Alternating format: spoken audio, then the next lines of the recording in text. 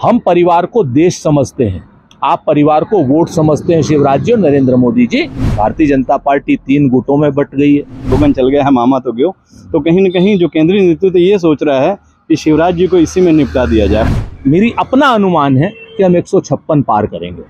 नमस्कार, INC TV पर आपका स्वागत है। मैं हूं भूपेंद्र नारायण सिंह और इस वक्त हमें मध्य प्रदेश की राजधानी भोपाल में मौसम सुहावना भी हो रहा है, मौसम बदल भी रहा है और किस तरह विधानसभा चुनाव में जो हवा है वो किस तरह रुख अपनाएगी, इस पर चर्चा करने के लिए कांग्रेस के वरिष्ठ प्रवक्ता श्री सुरेंद्र राजपूत जी हैं। लेकिन जिस तरह से सर्वे रिपोर्ट्स आ रहे हैं वो लगातार ये बता रहे हैं कि कांग्रेस की सरकार बनने वाली है और इस विधानसभा में जो है वो कांग्रेस पार्टी बहुमत से सरकार बनाने वाली है। ये सारे टेलीविजन चैनल्स के जो रिसेंटली सर्वे आए हुए हैं।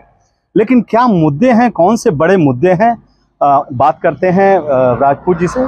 सर, मध्य प्रदेश में हमने देखा है मामा जी लाडली योजना की बात कर रहे हैं, लेकिन पिछले तकरीबन 10 दिन के घटनाक्रम देखें, जो मातृशक्ति हैं, जो बच्चियां हैं, उज्जैन की घटना ले लें, शिवपुरी की घटना ले लें, मंदसौर की घटना ले लें।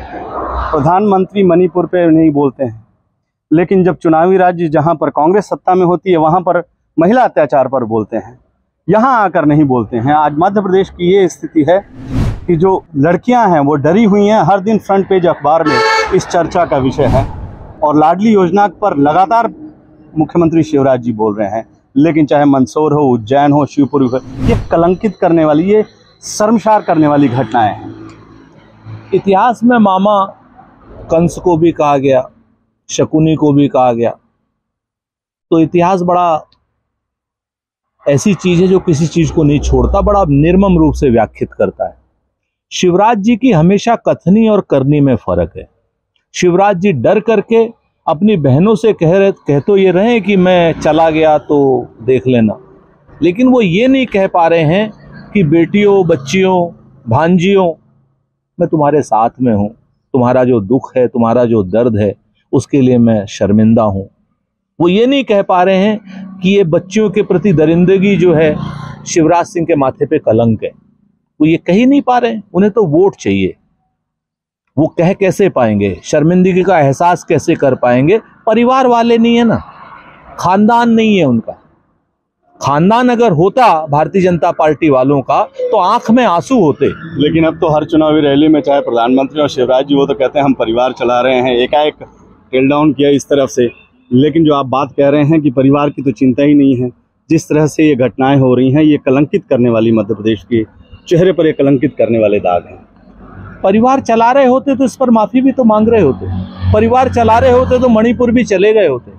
परिवार चला रहे होगे तो यहाँ पर जितनी घटनाएं आपने अभी मध्य प्रदेश की इंगित की हैं, किसी के घर तो चले जाते, किसी के सर पे तो हाथ फेर देते कि बिटिया मैं आ गया हूँ, मुझसे गलती हो गई, मेरे प्रशासन से गलती हो गई, अब नहीं होगा ऐसा, इन दरिंदों को मैं फांसी पे चढ़ा दूंगा, सूली पे चढ़ा दूंगा।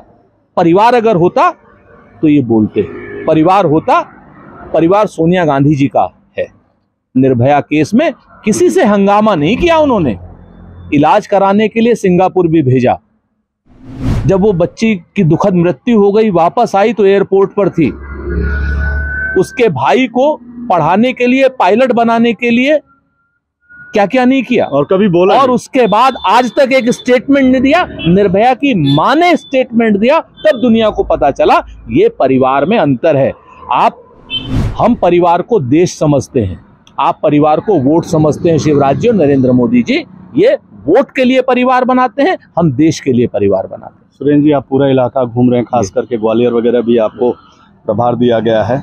माहौल क्या है? देखिए, एक तो बात, सबसे बड़ी बात है कि सिंधिया परिवार लगता कहीं ना कहीं जो है वो शिवराज सिंह को निपटाने में लगा है। लगातार जो है यशोधरा राजे सिंधिया कह रही हैं, तो विधानसभा के पटल में कहा कि 21 लोगों को नौकरी दी गई सरकारी। कुछ दिन पहले वो एक आयोजन था, उसमें उन्होंने कहा कि मुख्यमंत्री के सामने कि इन बच्चों को जो मेडल जीत के लाते हैं इनको भी नौकरियां दीजिए।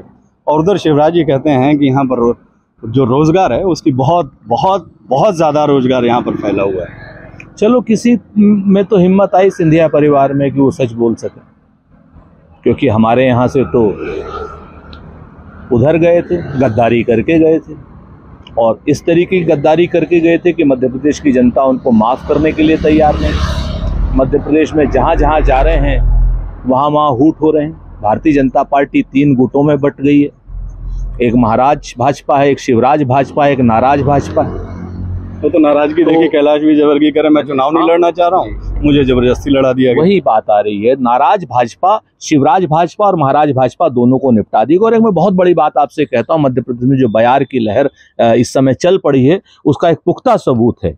आपने, भूपेंद्र जी, आप तो बड़े वरिष्ठ पत्रकार रहे, आपने कभी आज तक ऐसा देखा कि पदेन मुख्यमंत्री का टिकट पहली लिस्ट में ना हो, पहली छोड़िए दूसरी लिस्ट में ना हो? नहीं, वो तो प्रधानमंत्री जी आते हैं तो उनके बारे में बोलते भी नहीं है। मैं वही आपसे कह रहा हूं कि लिस्ट में उनको इग्नोर करके भी उनकी बेइज्जती की जा रही है, उनको मंच पे खड़ा करके भी उनकी बेइज्जती की जा रही है, और उनको लिस्ट में ना रख करके पहली लिस्ट में भी मध्य प्रदेश में भारतीय जनता पार्टी अपने पदेन मुख्यमंत्री को बेइज्जत कर रही है। ऐसा हमने कभी नहीं देखा, और ऐसा हम दुश्मन के साथ भी इस सलूक की उम्मीद नहीं करते। जो सलूक भारतीय जनता पार्टी के बड़े नेता श्री अमित शाह जी, श्री नरेंद्र मोदी जी, शिवराज सिंह जी के साथ कर रहे हैं, मैं तो शिवराज जी से अपील करूंगा कि शिवराज जी, जरा सी भी हिम्मत हो तो खड़े होकर के एक बार कह तो दीजिए कि भाई मैं बेइज्जती नहीं सह सकता, जैसे वसुंधरा जी अड़ी हैं अपने उस पर। देखिए, चर्चा ये है पूरे मध्य प्रदेश में, सुरेंद्र जी आप भी घूम रहे हैं, एक स्लोगन बड़ा मशहूर हुआ है, मामा तो गयो। और ये स्लोगन पूरे गांव, घर, शहर, नुक्कड़, हर जगह इसकी चर्चा है। तो शिवराज जी को लगता है, और बीजेपी को बेशक लगता है, बड़े नेताओं के जो दिल्ली के केंद्रीय नेता आते हैं और वो हमेशा माहौल कोशिश करते हैं कि ये चुनाव जो है वो मोदी वर्सेस मध्य प्रदेश हो जाए, लेकिन ऐसा हो नहीं रहा है। स्लोगन चल गया है मामा तो गयो।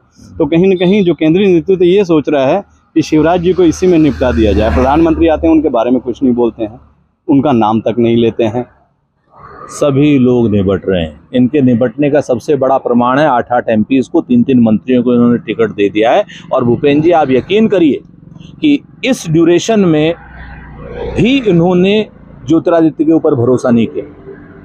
वो बिल्कुल भरोसे के काबिल नहीं है। विभीषण कहते आ रहे हैं लगातार, उसको गद्दार कहते रहे, मुरलीधर राव गद्दार कह रहा है। और आने वाले, शिवराज जी ने भी कहा, आने वाले समय में आप देखिए, हाँ शिवराज जी ने भी, आने वाले समय में देखिए कि रानी दुर्गावती रेलवे स्टेशन से, वो हम भी ढूंढे, सुरेंद्र जी की पूरी जगह ढूंढे, कहीं मिला नहीं। अब वो कह रहे हैं कि हम जबलपुर को बनाएंगे अपनी बात को पुख्ता करने के लिए। वो रानी दुर्गावती रेलवे स्टेशन से मोदी जी भी इस बार चुनाव लड़ेंगे, अमित शाह भी चुनाव लड़ेंगे। इनके पास चुनाव लड़ने वाले लोग नहीं मिल रहे हैं। मैं आपको बताऊं, मुख्य मुद्दा ये है कि जब दिल्ली से ये लोग ले आए आयातित करके, तो आज जो है इनके पास मध्य प्रदेश में आखिर में ये कहेंगे कि भाई मोदी जी मुख्यमंत्री बनेंगे, अमित शाह जी मुख्यमंत्री बनेंगे। इधर जय कमलनाथ भी है और तय कमलनाथ भी है। एक बड़ा पुराना से शेर याद आ गया ना, कि समंदर ये तेरी खामोशी कुछ और कहती है, मगर साहिल पे टूटी कश्तियां कुछ और कहती हैं। और मेरी आंखों ने देखे शहर के कई मंजर, मगर अखबार की सुर्खियां कुछ और कहती हैं। ये हेडलाइन मैनेजमेंट चल रहा है नरेंद्र मोदी जी का, अमित शाह जी का और शिवराज जी का। ये हेडलाइन मैनेजमेंट एक दिन जैसे ही फटेगा, तो कहते हैं ना कि फटा पोस्टर और निकला विलेन। आपके सामने इस चीज को देखिएगा कि पोस्टर फटेगा और कमलनाथ नाम का हीरो निकलेगा। सुरेंद्र जी, पीछे विधानसभा, नई विधानसभा बनी है, क्या आप ग्राउंड रिपोर्ट क्या है ये?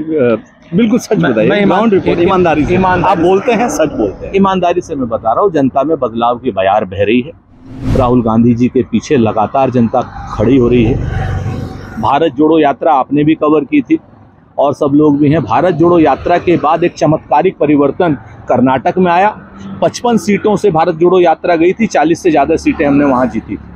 आप यकीन करें, मध्य प्रदेश से भी यात्रा गुजरी है, चमत्कारिक परिवर्तन है, एक तरफा लहर है।